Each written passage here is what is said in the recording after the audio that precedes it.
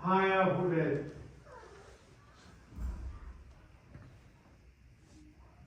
እውነት እውነት እላችኋለሁ ወደ በጎች በረት በበሩ የማይገባ በሌላ መንገድ ግን የሚወጣ እሱ ሌባ ወይም ወንበዴ ነው። በበሩ የሚገባ ግን የበጎች እረኛ ነው። ለእርሱም በረኛው ይከፍትለታል፣ በጎቹም ድምፁን ይሰሙታል። የራሱንም በጎች በየስማቸው ጠርቶ ይወስዳቸዋል። የራሱንም ሁሉ ካወጣቸው በኋላ በፊታቸው ይሄዳል። በጎቹም ድምፁን ያውቃሉና ይከተሉታል።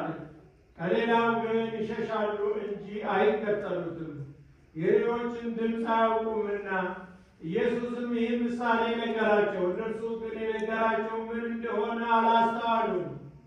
ኢየሱስም ደግሞ አላቸው፣ እውነት እውነት እላችኋለሁ እኔ የበጎች በር ነኝ። ከእኔ በፊት የመጡ ሁሉ ሌቦችና ወንበዴዎች ናቸው። ዳሩ ግን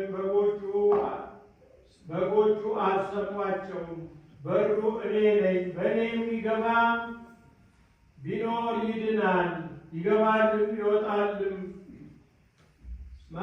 መስፈሪያውን ያገኛል። ሌባው ሲሰርቅና ሲያርድ ሊያጠፋም ነው እንጂ ሌላ አያመጣም።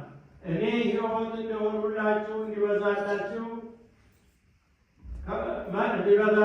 መጣሁ። መልካም እረኛ እኔ ነኝ። መልካም እረኛ ነፍሱን ስለ በጎቹ ያኖራል። እረኛ ያልሆነውን በጎቹንም የእርሱን ያልሆኑትን ሙያተኞች ግን ተኩላ ሲመጣ ባየ ጊዜ በጎቹን ትቶ ይሸሻል። ተኩላም ይነጥቃቸዋል፣ በጎቹንም ይበትናቸዋል። ሙያተኛም ስለሆነ ለበጎቹም ስለማይገደው ሙያተኛው ይሸሻል። መልካም እረኛ እኔ ነኝ። አብ እንደሚያውቀው እኔም አብን እንደማውቀው የራሴን በጎች አውቃለሁ፣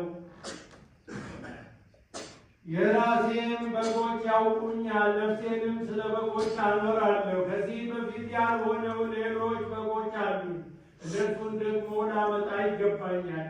ድምፄንም ይሰማሉ፣ አንድም መንጋ ይሆናሉ። እረኛውም አንድ ነፍሴን ደግሞ አነሳት ዘንድ እኖራለሁና፣ ስለዚህ አብ ይወደኛል። እኔ በፈቃዴ አኖራታለሁ እንጂ ከኔ ማንም አይወስዳትም። ላኖራት ስልጣን አለኝ፣ ደግሞም ላነሳ ስልጣን አለኝ። ይህችን ትእዛዝ ከአባቴ ተቀበሉ።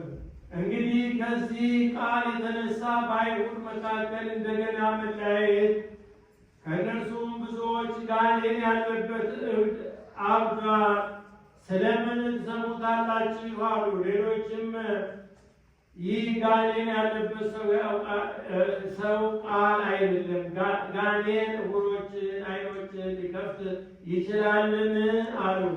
ሰማማ ዘያምን በወልድ በሕይወት